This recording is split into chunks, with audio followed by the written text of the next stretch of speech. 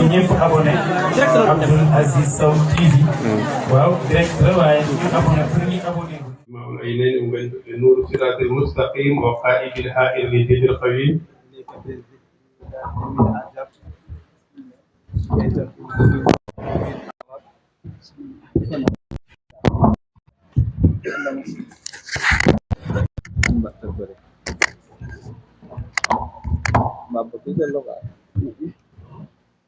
أعوذ بالله السميع العليم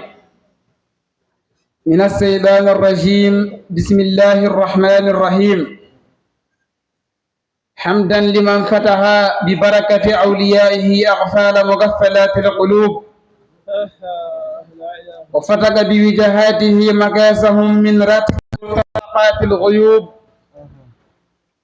وأزال بهممهم الحجاب عن كل محجوب والصلاة والسلام على من مولاه ما كان الوجود في الوجود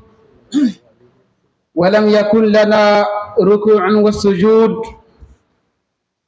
محمد بن عبد الله وسيلة كل مسيع إذا بقي فريدا وأنا العجوز ورضي الله تعالى عن قطب الراني والغوث السمداني من زهرت بركاته شرقا وغربا ومناقبه في الناس عجما وعربا الشيخ ساداتي السيد عبد أبي بن شيخنا محمد الفاضل دمومة الأفاضل قطب الأواخر مع الأوائل ومريده وحبيبه شيخنا ووسيلتنا إلى ربنا شيخ أحمد جاي إخوتي في الله ولله وإلى الله أحييكم بتحية مباركة طيبة من عند الله ألا وهي السلام عليكم ورحمة الله وبركاته. الله سبحانه وتعالى on Allah kanduɗo yettede mo ganduɗa kanko wi e nder Qur'an laysa kamithlihi shay ala hay hunde nandude muɗum ala hay hunde ko nanda dinete Cheikh Mahamadou Fadilum ya khaliq al aswati khaliq al zawat ya khaliq al anfasi bari as o wi sanama hol tahɗa pitali e pofali ko Allah subhanahu wa ta'ala tagi ɗum an ka woni tahɗo sawtuji ka woni zatiji ka woni sifaji sena wi nelaɗo Allah subhanahu wa ta'ala ka woni timmal ganduɗa hoorema kam wona kam ka ustiɗo lahul kamalu wa siwahu naqisu lahul jalalu wal jamalu khalisu huwa karim wa siwahu bakhilu huwa al hafizu wa siwahu ghafilu huwa mujibu wa siwahu la yanfa'u huwa wadudu la siwahu yanfa'u huwa mujibu wa siwahu mani'u هو لا سواه ينفع هو رحيم لا سواه يرحم هو كريم لا سواه يكرم والله ما ولد لا ولم يلد ولم يخن له على كفا أحد بالكرياء والأزموت اتسع وفي ربوبيته ما اختلفا غوتا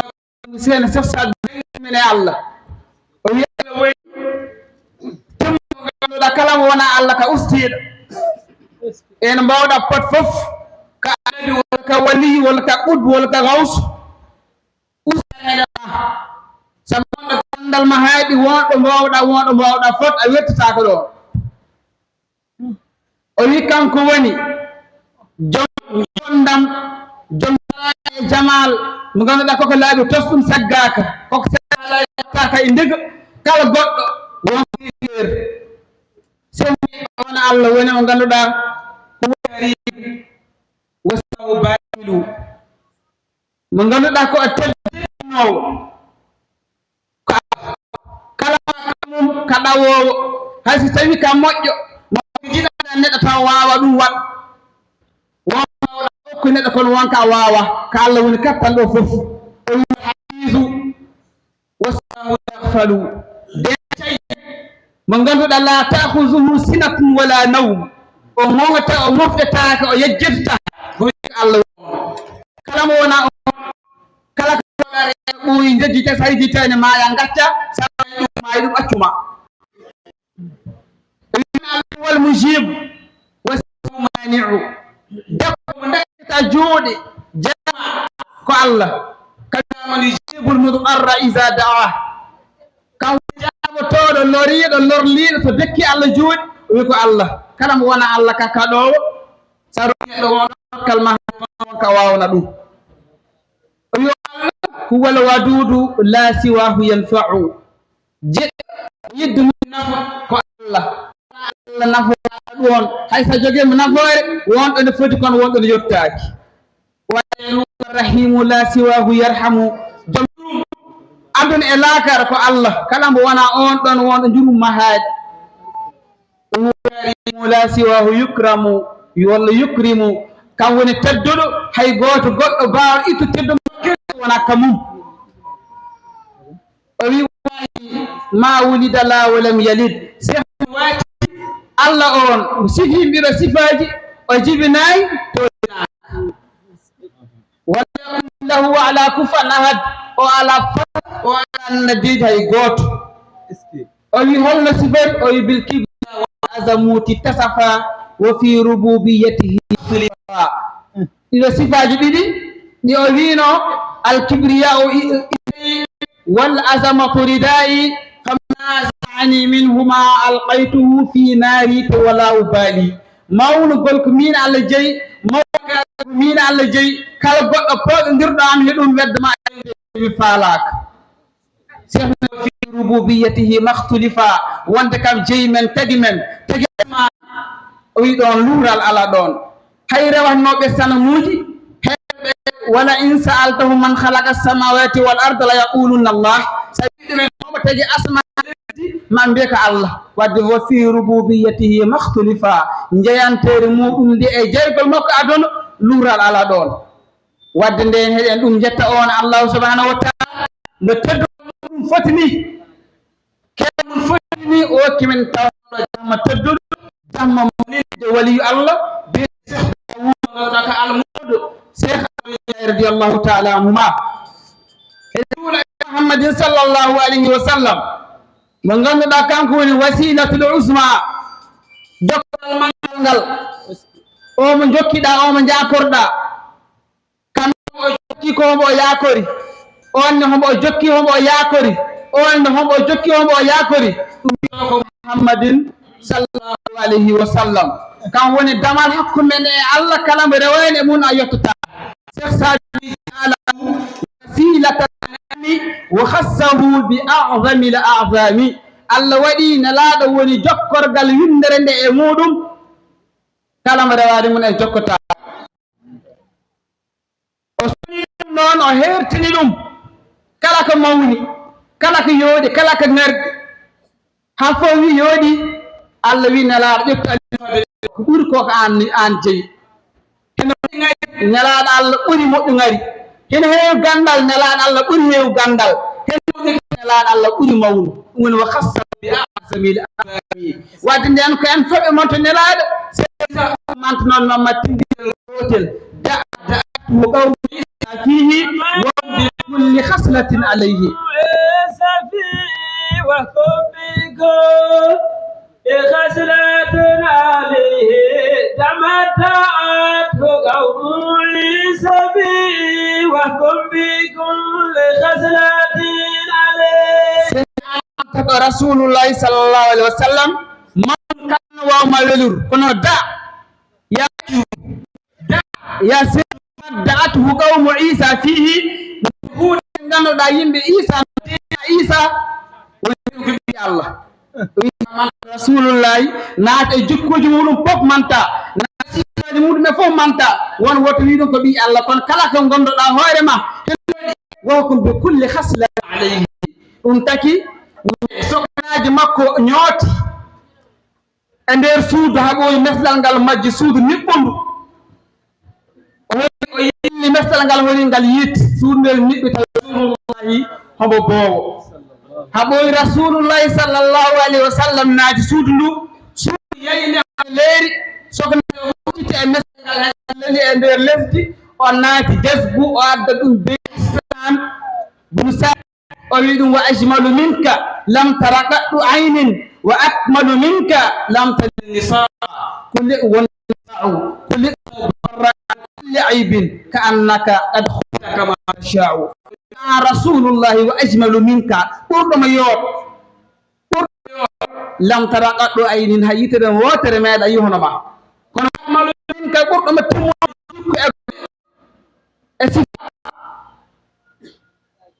لم تلد النساء رو بنجبني فاصل نك بنجبني فاصل ولي على فوق ما يدبر قوت جيبنا ندم محمد خلق تأتى مبارنا ونكسنا مبارنا ونكسنا مبارنا ونشجعنا من كل عيب لكلك في تعيب يا من أنا بنت واب هنن أويلت أدنى أنوتي جومون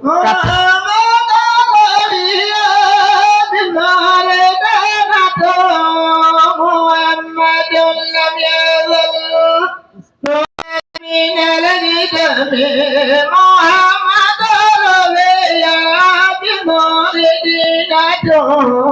محمد لم يزل نورا من الجامع دينا النور ان نراد الله نور مسود نولين محمد بسيريك اون محمد gandu da hoore ma hengal woni cosaan mum holko ngal woni no be wonda e ni jimba o taga wi ala rasulullahi lobal ngal jimmira kar leer allah subhanahu wa ta'ala inta ko wi lam yazal nuran min al-qidami nelaade meeda sertu ko no immide allah subhanahu wa ta'ala ha onoti joomu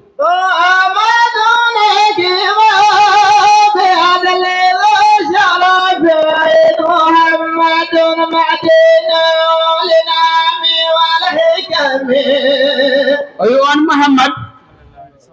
sallallahu alayhi wa sallam kam woni mo ganduɗa so o jooɗima e batoma ñaawa o ñaawatake e nunɗal e laaɓal e goongo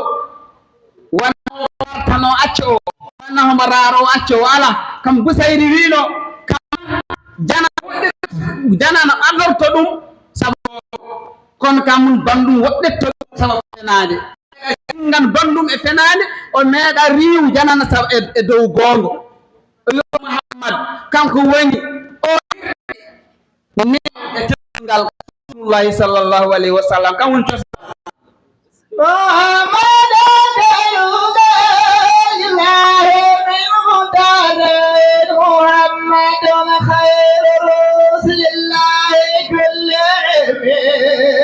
sallam nam ɓurɗo moƴƴitade hen khayru kalaiqi alal itlaqi huwa ibnu abdillahi sene sosado wi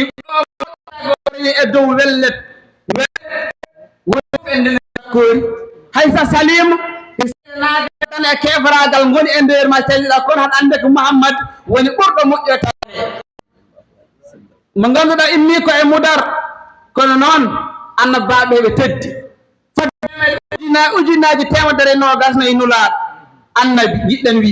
ɓe caa temedde sappo dat nulaɗo jelte hen konngol ɓurgol sellu ɓe caa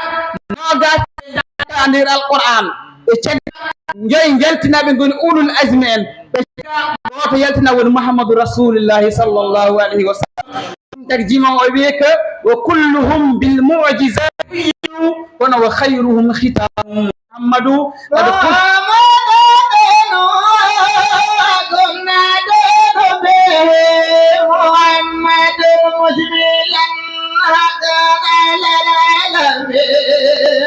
o wi muhammad on noon holko addani men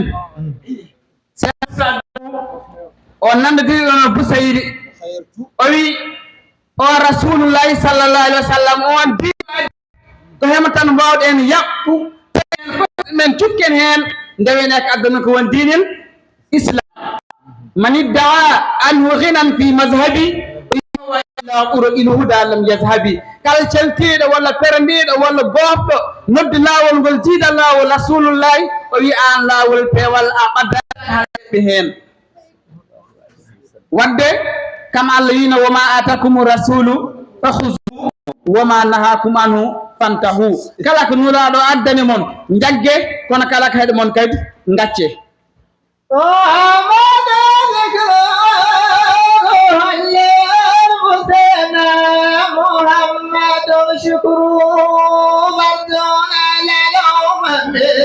konon pittan jiɗat wuur wonɗo pittan mundu jimowi no ko sakhsun takannafahu surya wasara فالجسم كلنا من خسيس الهرمد والروح كان نشوءه منزوءه من ذلك الملأ العلي الأمجد leer Allah jogi wur imbel Muhammadu Rasulullah o non janta ennude inde mum hoɗum wonde fofti nande wurti nande pittali men o wi kono Muhammad o non yettudi ɗum e mampede ɗum ko ɗum e dow leñol Rasulullah sallallahu alaihi wasallam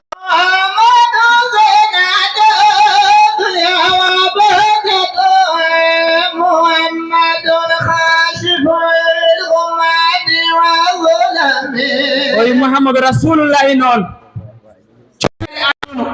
aduna no ñantiri gila yogo baɗin hasan daña hen waliyaɓe daña hen udbuji hen waliyaɓe daña Cheikh Safsad Bari hen o ñanti adono waliyaɓe daña Cheikh Ahmadou Ndiaye Yar hen o ñanti adono waliyaɓe daña Cheikh Daoud Dembar hen o ñanti adono o wi ɗum ɗo fof ko ɗum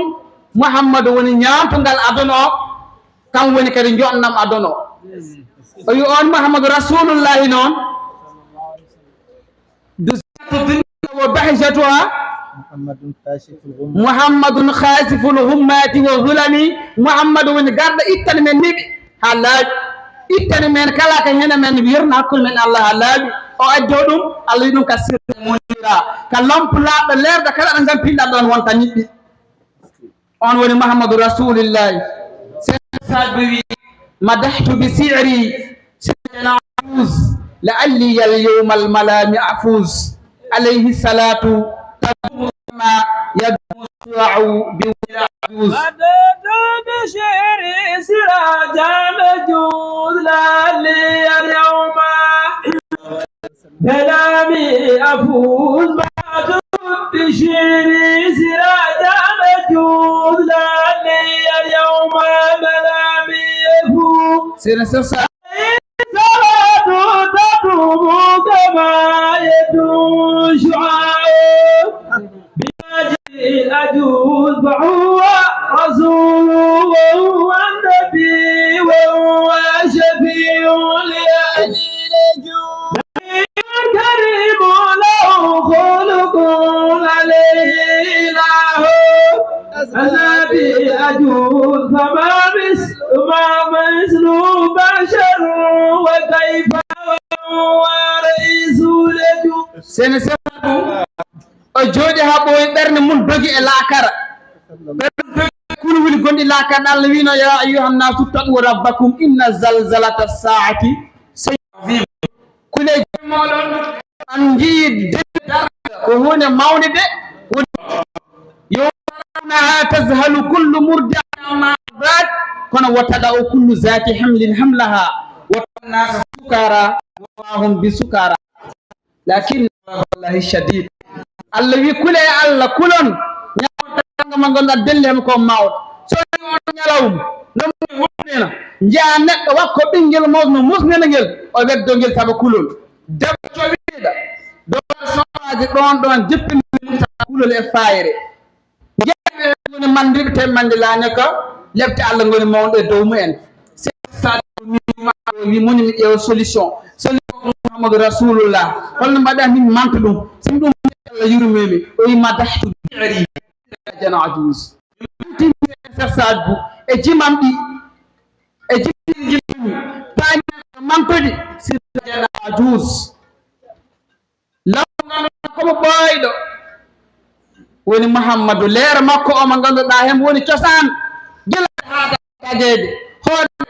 leer ɓe jibriyamo halla yani adama holno woni on leer woni Muhammadu rasulullahi sallallahu alaihi wa sallam ɓe mbi cheikh nelaɗo o wi la alliyal yowmal malami afus beeli mi manto ñande janggo yowmal qiyamati beeli mami dara e sira mi dara e hisab mi naat aljanna sabu manto rasulullahi sallallahu alayhi wa sallam ودون لا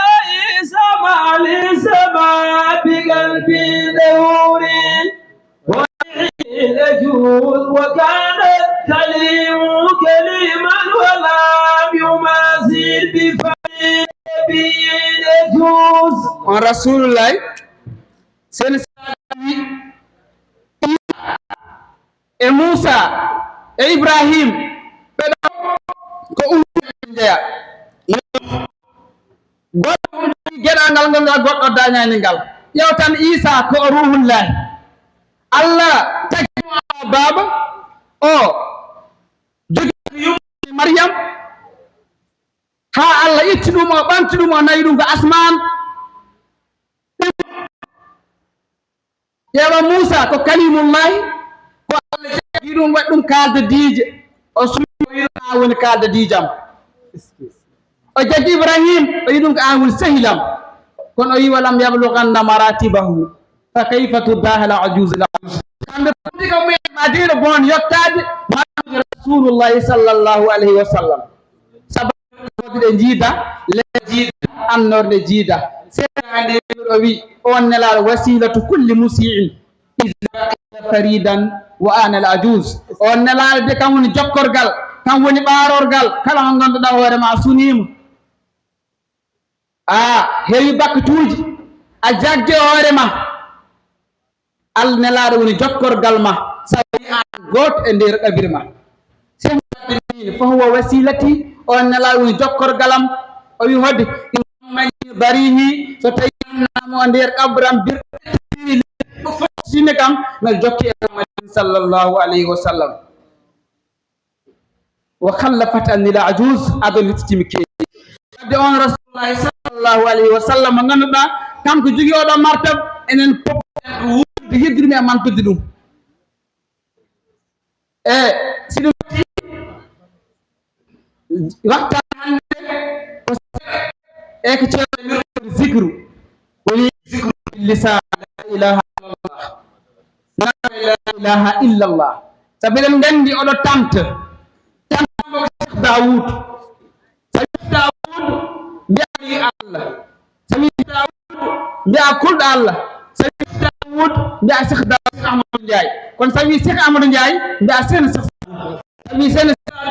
mbiya Cheikh Mahamadou Fadil sabi Cheikh Mahamadou Fadil mbiya Seydi Muhammadin sallallahu alayhi wa sallam rasulullahi winoko afdal ma qultu ana nabiyuna min qabli la ilaha illa allah ko permi ha nelaɗa e annabaɓe ɗi ɓoni la ilaha illa allah ko ganduɗa ñaamaɗo jeeya wonde sene Cheikh Sadbou hay sekhne Cheikh Sadbou yii andi oɗo o woni waliyu Allah kamil o tilli o foti accitede o foti almuɓe ɗum padi tarbiɓe ɗum padi julɓe ɗum padi o noddi ɗum mbeeto goto o wi ɗum Ahmadou Ndiaye Cheikh Ahmadou Ndiaye sehnima jiɗmi ko kaala holko cohluɗa e adunu ñaago Allah rokkuma so Allah rokkima ñaa pewnire yimɓeɓe rayri sen Cheikh Sadbou wi ɗum Cheikh Sadbou min ko an tan jinmi o wi ɗum mbeɗa andi ko min jiɗɗa duuɓi jeeɗiɗi hara wonde am a yiɓinaki ma a yiɓitanaki yaay ma a yiɓitanaki jawdi ma a yiɓitanaki guesa ma gonɗa koye eyam gonɗa koye alamu mbeɗa andi ko min jiɗɗa kono min Cheikh Sadbou hakkudema Allah ala wirgal hande ɗo ɗo jooɗimi kala ko dekkudima Allah wat Allah waɗat jinmi ko tomi ñaganma ko jiɗɗa aduna o wi ɗum Cheikh Sadbou min an tan jinmi o wi ɗum homo jiɗɗa o wi ɗum an tan jinmi ndeko sohli zati sene Cheikh Sadbou nene raari ɗum o wi ɗum mama tottu firma ko babam accitirma babam tottunomi ko hani mi zat kala pottuɗam haɗa woni lamɗo mawno kiniɗo jana kala pottuɗam haɗa kam wisite kecci mama tottu ɗum woni la ilaha illallah سرنا ما سيخي الوالد حتى تبقى مني سعرة إلا وتذكر باسم من أسماء خاصا بها شاهدت تسبيح الأكوان فلم أزل أتزايد في ذلك من ذلك الزمن إلى الآن وإن سيراني من الدواب سوانا من هكذا كالليبول إغنغول إام هنغول إن الله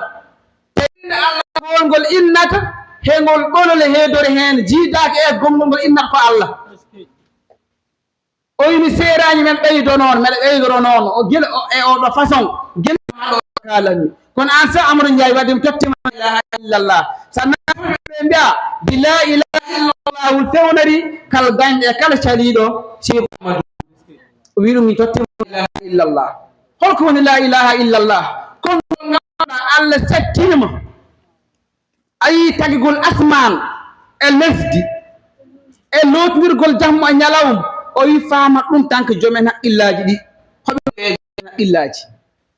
ويك إن في خلق السماوات والأرض واختلاف الليل والنهار لا آيات لأولي الألباب وي أي وني اللوت تقول أسمان النفدي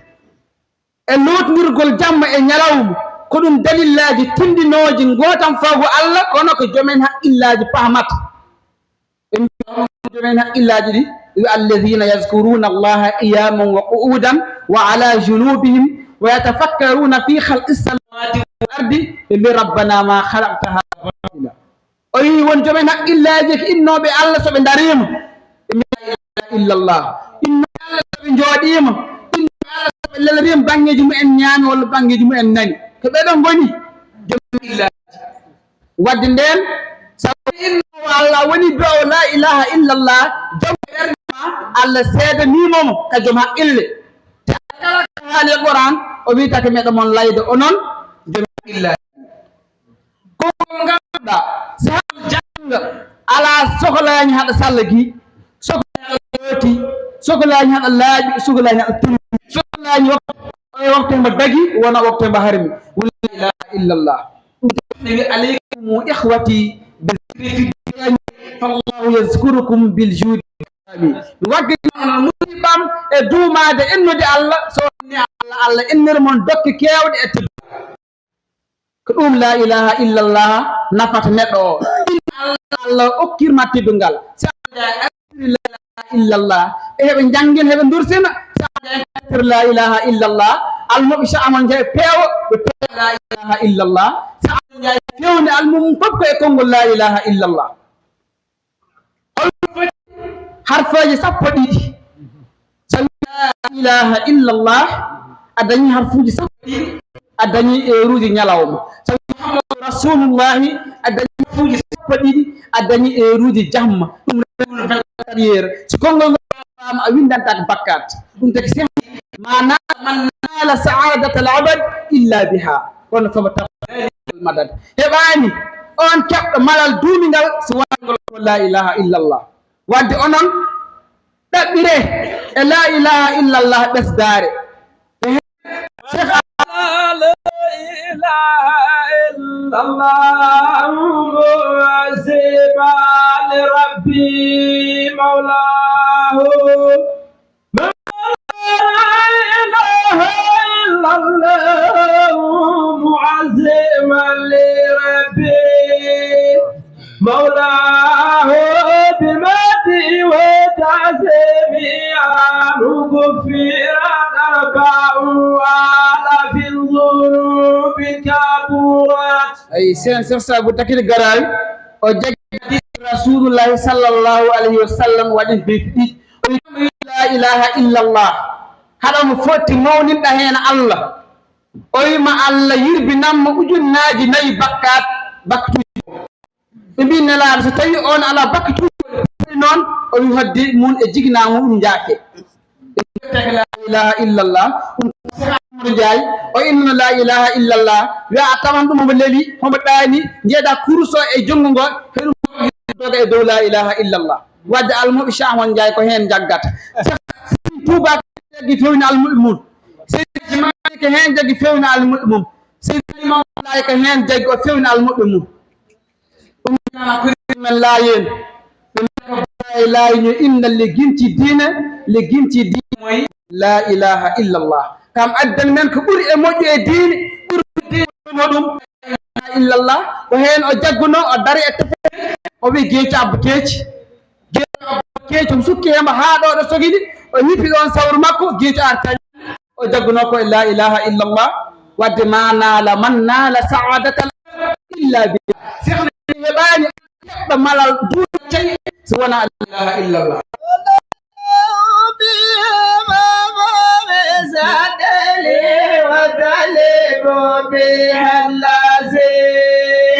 بكم يا لي بها ما فرزقني واستجلبوا بها العظيم بكم يا لي كلهم يتعلم surtout yolne Allah yorle qur'ani juut o wi tajorton yolne tank la ilaha illa Allah kala mon jokki koma yakori fo dum po la ilaha illa Allah holna la ilaha illa Allah tewrat net sa bo wi annaha indama lil qalbi yasir thumma ila ruhika aidan qad yasir la ilaha illa Allah so dumi mo demgal ton hotar ko bernde so hoti mo bernde non adani jam وحيا فرح العجائب الكون وحياتي جاءت الإيمان تدري الوصول فرح العجائب الكون وحياتي جاءت لمن يسري الوصول يقولكم لا إله إلا الله كالهل لبايد شبات فوق ngol woni kongol ngol be mbasorto ngol woni kongol ngol be cudi la ilaha illallah wahya tijaratun liman yasri alwusul kala mo gonnoɗa jiɗɗa ko sodde yottade Allah ko ɗum jiɗɗa juloyo o wi wat feere jogueɗɗa cofrite la ilaha illallah semo dogal mota ɓernde summa kaidan qad yasir mo immo ɓernde mo naata e ruh sirr takunu ghaiba tagal ruhu no manata e der sirruma sirru ke sakkar Allah Allah wi hadith qudsi bayni wa bayna sirrun la yaqla'uhu nabiyyun mursalun wala malakun muqarrabun hakkunde me maccuda me don dugi sak malaika badir andata annabi nula andata don la ilaha illa Allah hota thumma sirr takunu ghaiba anti non fi lazzati zikr mbatta dakam zikru woni hakkille ma o e demgal ma e bernde ma e ruhu ma e terde ma fof so la ilaha illa Allah inna umtina idha zahib hante wasaratil la takhbu wala tazhabu bal fiha zaka ula annore ma de bat de hante ne besdorto ko la ilaha illa Allah ayi on la ilaha illa Allah hembade o jotay e hem sax dem yettuno Cheikh Amadou o wurnemo ha ɗum ɗo wawi dañede sen almudo ɓurɗo moƴƴo baɗo o yolno mbata o wi khayrul muridina man narat basiratahu wa lazama zicra wal qur'ana wajtahada fima yuqarribuhu li nayli maqsadi ka khidmati siril afrari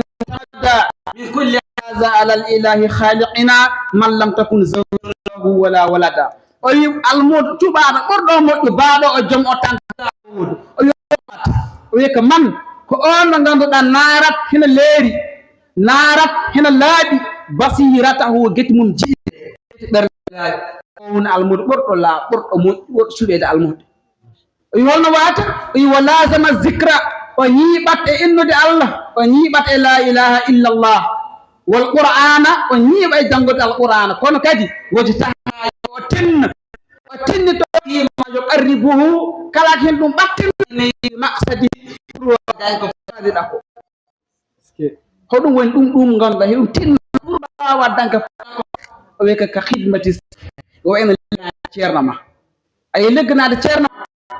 yeyi hen ni Cheikh Amadou Ndiaye fof mon ko legganade seena Cheikh Sadbou ayi legganade ceerno ko gueɗe ngal ma pour yottade ko cohluɗa ko so yi jangirani karima heewi jangiri lesdi acci fof tawi Cheikh Amadou Ndiaye ko xii liggaade hono foti nder galle Cheikh Amadou Ndiaye hono foti maareji waɗe nder galle Cheikh Amadou Ndiaye hono o reman Cheikh Amadou Ndiaye o waaran ɗum pour wonde o waaran ɗum pour waɗa jog valeur yiltono ko ɗum ari hannde wadde nden ligganama ko ɗum hunde nde ganduɗa hende takki maqsadi pour dañ ko bañi won liggon a secreje mbaɗa feere ceerno tottuma secreje a liggo wonade o wiya tumnu noon ɗeɗo geɗe fof alal ilahi khaliqina e Allah takɗo mo hani wonde ceerno he kono tonno ko wasila makkone ma Allah jinna en ko Allah on Allah woni man lam takun zawjun lahu wala walada ma ala ɓiɗɗo ala debbo ala hay goto ko on tan fandare ma wadde jiɗɗen wi tan yo ɓurtina e almo dagal he tinnorgal wiide la ilaha illallah konngol ngol ganduɗa hoore ma sinkima e balas no foti tigi e balas ngol leɓno wadde yen hen ten yawti eɗen cari juuro khalife o Cheikh Amadou Ndiaye gondamboɗe e nder galle he eɗen toro ene baɗa juurɗen baaji wonɓe e dow baase e nder baase juuroɗen kadi joom jamma o woni baba men Cheikh Maɗayini mo Cheikh eɗen toro yo Allah junno balɗe mum kam e miñiɗe mum e ɓesgu mum eɗen calmina fof ene Aboubacry en juuro en eɗen toro yo Allah hokken tawde muuri arɓe ɓe nooti yo Allah jaabanoɓe pelɗe ɓe yo Allah hokken hawrede ɗo mo wuuri e barke rasulullahi sallllahu alayhi wa sallam heddi koye enna e mantude rasulullahi sallllahu alayhi wa sallam assalamu aleykum wa rahmatullahi Abdoul Aziz Sow TV waaw direct la waaye ñu abonné pour ñu abonné